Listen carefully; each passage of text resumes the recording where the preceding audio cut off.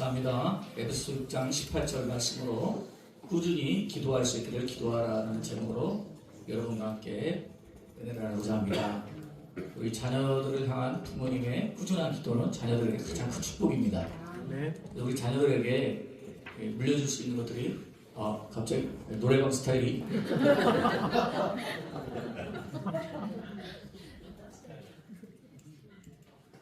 네. 어떤 그 복된 인생의 그 배우에 보면 꾸준히 기도했던 부모님이 있었다는 사실을 잊으면 안 될 것입니다. 우리는 어떻게 꾸준히 기도할 수 있을까? 여러분들 이것을 좀 고민해 보셨나요? 신앙생활이 무엇입니까? 신앙생활은 그냥 기도 생활입니다. 그게 거의 대부분이라고 할 수 있어요. 그래서 꾸준히 기도하는 것이 배제된 상태에서 내가 여호와 하나님을 경외한다, 또 하나님의 뜻을 따른다, 이것이 사실상 굉장히 힘든 일이라고 할 수가 있습니다. 기도를 꾸준히 하려면 이제 오랫동안 기도하면서 느낀 것인데 항상 시간과 장소를 꼭 정하셔야 됩니다. 그래서 나는 이 시간에, 나는 이 날짜에, 나는 이 장소에서 기도하겠다, 이게 정해져야 기도가 이어지는 것을 볼 수가 있습니다. 그래서 고정된 시간을 설정하는 것 필요하고, 고정된 장소를 여러분들이 꼭 가지고 계셔야 됩니다. 그래서 교회면 교회, 산에 가서 기도하실 분은 산에서도 할 수 있고요. 자기만의 조용하고 편안하게 기도할 수 있는 기도 자리를 만들어야 됩니다. 그리고 몰아쳐서 하는 기도도 있겠지만 다급할 때는, 그러나 그것보다도 꾸준히 하는 것이 필요합니다. 규칙적으로 하는 것이 꾸준히 붙으면 자연스럽게 은사가 늘어나요. 은사라는 것은 무엇인가 꾸준할 때 이렇게 늘어나는 것입니다. 그리고 두 번째는 이 기도의 구체성을 갖는 것이 필요해요. 그래서 기도를 어떤 식으로 해 나갈 것인가, 구체성이라는 것은 무엇입니까? 라면은 이제 이렇게 요약할 수 있습니다. 내가 무엇을 행할 것인지 기도, 그 다음에 반대로 무엇을 안 해야 될지 기도하는 것이 필요합니다. 이 두 가지를 꼭 구분하고 있어야 돼요. 여러분, 무엇을 하는 것보다 무엇을 안 하는 게 100배는 힘들더라고요. 내가 뭘 안 해야 되는데 이걸 안 해야 되는데 그거 하는 거 있죠. 그런 게 많습니다. 그래서 무엇을 안 해야 될 것을 위해서 기도하는데 정말 장시간의 기도가 필요하다는 걸 느꼈고요. 저도 이제 무엇을 안 하기 위해서 한 몇 달간 작정해서 기도한 적이 있습니다. 그것은 뭐냐면 이제 성경 공부 혼자 하는 시간을 가지는데 이런 얘기 드리면 좀 창피한 얘기인데 이제 설교를 잘하고, 그 다음에 성도들에게 사역을 돋보이게 하기 위해서 그래서 공부를 많이 해왔더라고요, 제가. 그래서 그러다 보니까 사역을 잘하기 위해서 뭔가 준비하고 막 새벽에 이제 굉장히 경건한 것 같지만 사실은 그게 옳지 못하다는 거예요. 그래서 그것을 알고 그것을 고치기 위해서 매일같이 묵상하면서 이제 무사 안 하기 위해서 기도하는데 그게 굉장히 어려운 시간이 걸리더라고요. 그래서 지금은 전혀 목사님 그것을 완전히 벗어났느냐, 근데 솔직히 말해서 조금 벗어나려고 좀 모가지가 나온 것 같아요. 근데 그만큼 우리가 무엇을 안 하는 것이 굉장히 힘들다는 걸 알아야 됩니다. 근데 이제 우리 기도가요, 어떤 분들은 무엇을 행하게 해달라고, 여러분 자녀들 위해서도 무엇을 하게 해달라고 하는 것들이 있는데 사실 좀 무엇을 안 해야 될 게 많더라고요. 여러분들 이제 자녀들 기도 제목을 보니까 대부분의 많은 것들이 우리 아이들이 너무 허약하더군요. 아프고 힘들고. 그럼 뭘 안 해야 될까요? 이거를 잘 생각해 보셔야 됩니다. 그래서 건강이라는 것은 물론 운동도 해야 되지만 안 해야 될 게 많습니다. 무엇인가 안 해야 될 것을 잘 적재해야 이 3년의 공부의 과정, 또 특별한 하나님의 축복으로 여기까지 들어온 우리 자녀들을 위해서는 그런 기도가 필요하고요. 그래서 그런 제목들을 구체적으로 기록해야 할 것입니다. 그리고 세 번째는 시간이 없는 경우도 많이 있으니까 생활 습관과 연결돼서 기도해야 됩니다. 우리 남자분들은 언제가 좋을까요? 차 운전할 때 참 좋습니다. 그래서 이제 차 운전할 때 미스트롯 같은 거 너무 많이 듣지 마시고 찬양 들으시면서 그때 기도하실 수 있고요. 그리고 그때 이제 일상 행동과 기도를 연결하도록 해야 됩니다. 그래서 이제 주부님들 같은 경우, 어머님들 같은 경우 커피를 내릴 때 그렇게 할 수도 있고, 자녀들의 공부하는 모습, 또 자는 모습을 바라볼 때 어떤 순간을 듣다는 꼭 이게 기도를 연결해서 해야 되겠다, 이런 것들을 갖고 있어야 됩니다. 그래서 짧게 우리 자녀들 보면서 축복기도 할 수가 있고요.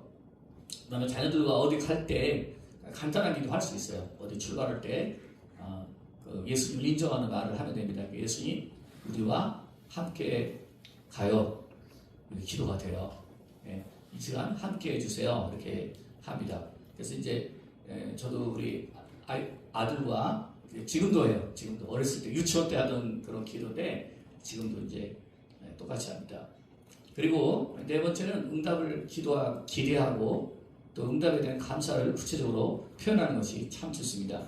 그래서 응답을 자꾸 기념하고 응답을 기록하고 응답에 대한 감사를 정확하게 표현하는 거예요. 그래서 뭐 감사 헌금도 할 수 있고 또 감사의 뜻으로 우리 주변에 있는 형제들 자매들에게 뭐 대접할 수도 있고 이런 일들을 구체적으로 하면서 이제 내가 받았던 응답에 대해서 정확하게 감사 표현이나 기록을 하면서 가야 됩니다. 그리고 다섯 번째는 정말 중요한 거, 이렇게 기도하는 사람들이 함께 있는 자리에 나와야 합니다. 여러분 어쨌든 간에 기도에 오시면 이 기도의 시간이 힘들 수도 있지만 여기서 굉장히 좋아지고 향상되는 게 있어요. 철은 철끼리 부딪힐 때 더 강해집니다. 그와 마찬가지로 우리 기도하는 사람도 두세 사람이 내 이름으로 모인 곳에는 나도 너희들과 함께 있겠다라는 주님의 약속을 꼭 기억하시고 여러분들이 이거에 대해서 서로 격려하고 공유하면서 꾸준히 기도할 때 도움이 됩니다. 자, 자녀들을 위해서 기도할 때는 핵심적인 요소가 어떤 걸까요? 일단 항상 감사와 찬양으로 기도를 시작하셔야 됩니다. 기도할 때 하나님을 감사하고 하나님을 찬양할 수 있어야 됩니다. 그리고 이제 기도가 잘 익숙지 않다면 찬양을 그냥 부르세요. 처음에 찬양을 부르시고 찬양이 끝난 다음에 여러분이 좋아하시는 찬양 힘차게 부르시고 그리고 기도를 이어가면 됩니다. 그리고 가장 먼저 기도해야 될 것은 자녀의 영혼과 믿음을 위해서 기도해야 돼요. 영적인 축복을 받도록 해달라고 기도해야 됩니다. 그리고 믿음의 축복을 얻도록 기도해야 됩니다. 그리고 바른 신앙 가치관을 아이가 갖도록 여러분이 꼭 기도해야 돼요. 그리고 구원이 필요합니다. 그러니까 하나님과 인격적인 만남을 꼭 할 수 있어야 돼요. 그래서 우리 아이 내가 교회 잘 다니고 있으니까 대학교 가면 교회 잘 다닐 것이다 라고 생각하는데 대학교 가면 이상이 안 나갑니다. 애들이. 그런 애들이 참 많습니다. 왜 그러냐면 하나님과 인격적으로 만나는 일을 잘 가르치지 않았기 때문에 그래요. 그래서 어려운 일이 있을 때 하나님과 대화하는 거를 부모님과 직접 하셔야 돼요. 하나님께 우리가 질문하자. 하나님께서 우리에게 무엇을 하고 말씀하셨을까? 또 하나님이 이 시간 하나님이시라면 뭐라고 말하겠니? 이렇게 질문해 보세요. 그러면 아이들이 입을 열어서 얘기하는데 거의 100% 맞는 얘기를 합니다. 왜냐하면 그만큼 아직 순수하고 때묻지 않을 때 하나님과 인격적인 만남을 하는 것을 하게 되면 덜 다른 게 아니에요. 하나님의 음성 듣기는 그냥 너무 신비롭게 생각해서 저 산에 올라가서 흰 구름 사이에서 막 떠가지고 예수님이 막 강림하시고 이런 것만 추구하는 수가 있는데 이거는 잘못입니다. 여러분 우리 예수님은 지금 일상적인 계시고 우리의 대화를 듣고 계시고 또 하나님이 여호와 삼마 하나님입니까? 여호와 삼마. 여호와 삼마 하나님의 이름이 전 굉장히 권위 있는 이름을 생각해요. 왜냐면 거기 계신 하나님인데 저 새 예루살렘 천국에서 쫙 좌정해서 계신 분이기 때문에 그 천국에서부터 지금까지 모든 것을 통찰해서 보고 계신 하나님, 그 여호와 삼마 하나님입니다. 그래서 저 우리 아들에게 그런 거 자주 얘기해요. 우리 여호와 삼마 하나님의 이름을 부르고 기도해 볼까? 네, 기도해요.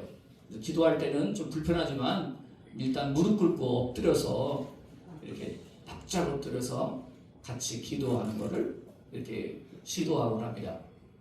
그래서 여호와 삼마 하나님 부르며 모든 것을 통찰하고 계시고 모든 것을 감찰하고 계신 하나님, 이렇게 하나님의 주권을 인정하면서 기도하기 시작합니다. 인격적인 만남을 심어주고 하나님과 부모님이 옆에서 대화하는 모습을 가지고 같이 하지 않으면 아이도 그런 기도를 배우기가 상당히 어렵습니다.